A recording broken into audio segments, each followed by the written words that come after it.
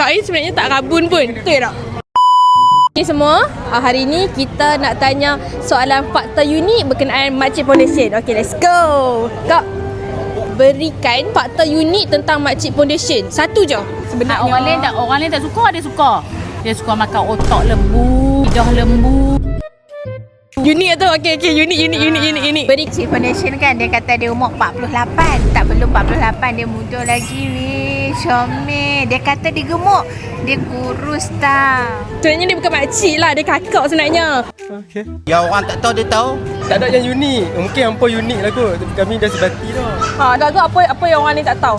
Dia kalau PKL dia tak tidur. 3 hari tak tidur? Bukan, sepanjang perjalanan je lah. Oh, sepanjang perjalanan. Mat, apa fakta unik tentang Makcik Foundation? Balik lebih make ah. Oh. Kita tanya suami dia pula. Semua tak unik. Fakta unik tu lah unik dia. Sebab dah sebati. Oh, dah sebati. Apa fakta unik tentang akak yang orang lain tak tahu? Aduh, kau fakta unik aku tak tahu, orang tak tahu. Saya memang unik lah. Semua unik. Kalau orang tak mau beritahu, mai hanya beritahu. Sebenarnya Kak Ain kuat typo.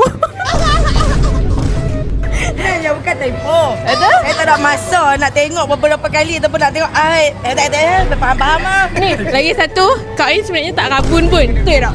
Apa lah? Oh, rabun dah. Bah, satu lagi lah. Tadi tak cukup unik, satu lagi. Lagi fakta unik April bulan apa? Oh, dia kena macam tu. Itu unik. Oh, macam tu. Kak, lo start pergi kat mana kak?